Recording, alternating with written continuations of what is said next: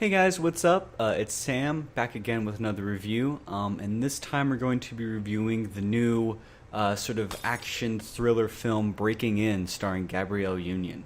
You grew up here? Why are you selling it? That's what you do when someone passes away. Check it out. Fully automated security system. Windows have retractable shields. This place is a fortress.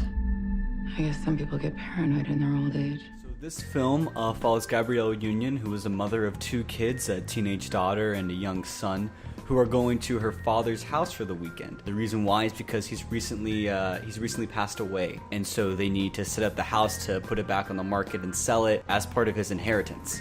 Now, none of them have been to this house in a long time, and when they get there, they discover that Gabrielle Union's father has put in a very high-end, state-of-the-art security system into the house, where there are security cameras in every room, motion sensors, there's even bulletproof glass.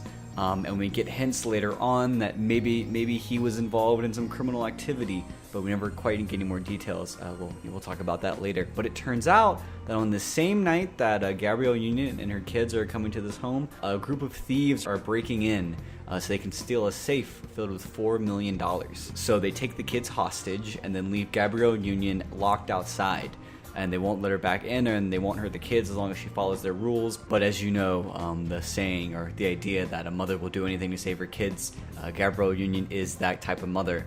And so it kind of goes on this Taken-style rampage to get her kids back. Or at least that's what the film wants you to think. Breaking In is definitely trying to be Die Hard meets Taken, taking that concept of Die Hard of having an action movie all set in one location, dealing with real people getting realistically hurt and damaged and having to kind of conquer themselves or conquer the human body, while taking the idea of Taken, where it's a parent fighting to save their kids from a horrible situation. It's a good idea in theory, but it misses what made both films great. For one, it doesn't really have the best setups or the best characters to do this. Gabrielle Union is not a bad actress at all. She does a fine job here, but we don't spend enough time with her or with her kids to really understand what they're going through or why we should care they're here. I don't know anything about these people. Gabrielle Union is a mom. I don't know what type of mom she is, but she's a mom. I know that her teenage daughter is a stereotypical teenage girl who texts on her phone a lot. So that's pretty cool. I know the son is male. Probably. I don't know what he identifies with, but you know, probably male. In fact, we know more about the thieves than we know about them. There's four guys, and they all kind of fit into these stereotypes of sort of the weaker one, the one who's in there just because to get some money, the leader of the group, and the psycho. He's not even there for the money, he's just there for the thrill of it, honestly.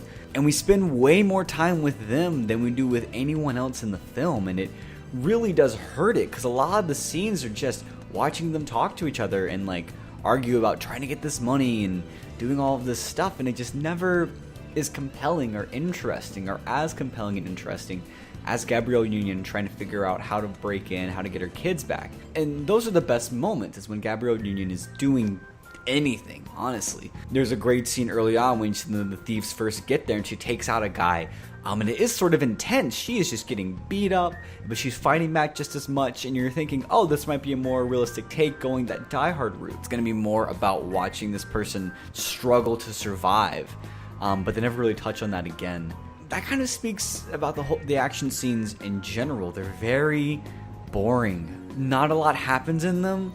There's like shootings, there's stabbings, there's fight scenes, but nothing impressive happens. There's never a moment that's like, oh, this is the scene, right? This is what sells the idea of Gabrielle Union as a badass mom. It just never happens. And anytime they almost get there, they somehow mess it up. But like, I think one of the biggest problems with the film is that it's just sort of generic. No one really brought their A game, and no one seriously messed up. Everyone came there, did a competent job, just did the bare minimum of what they needed, and then got out. And that was it. Nothing else of interest happens the entire time. And that's sort of the worst part, is that you have this movie that just flies by. I mean, it barely hits an hour and a half. It is just right below the mark. And it feels like it just feels like it's running out of steam the whole time. You can't possibly imagine what else they can do if there is anything possible. And so then by the halfway point, you're already done with it. You're just kind of like, all right, I'm out of here. You know, I don't care. I saw the movie 2 days ago. I can't remember specific details. In fact, while doing this review, I've remembered certain elements that I totally forgot about. And I think that's the biggest problem, is that it's such a bland film that feels like something that would go straight to DVD or straight to Netflix at this point.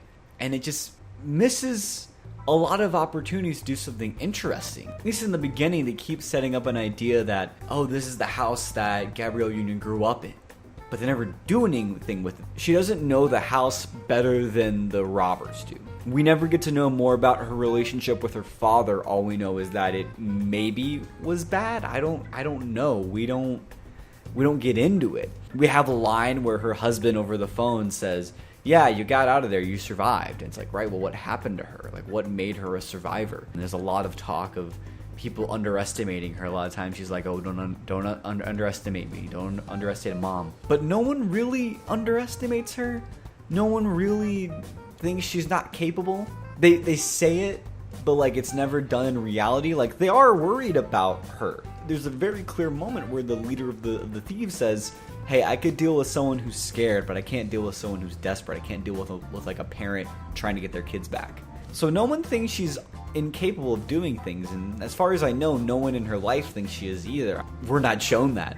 And so instead of becoming an interesting thing about her and her character, it becomes more just a very run-of-the-mill home invasion type film.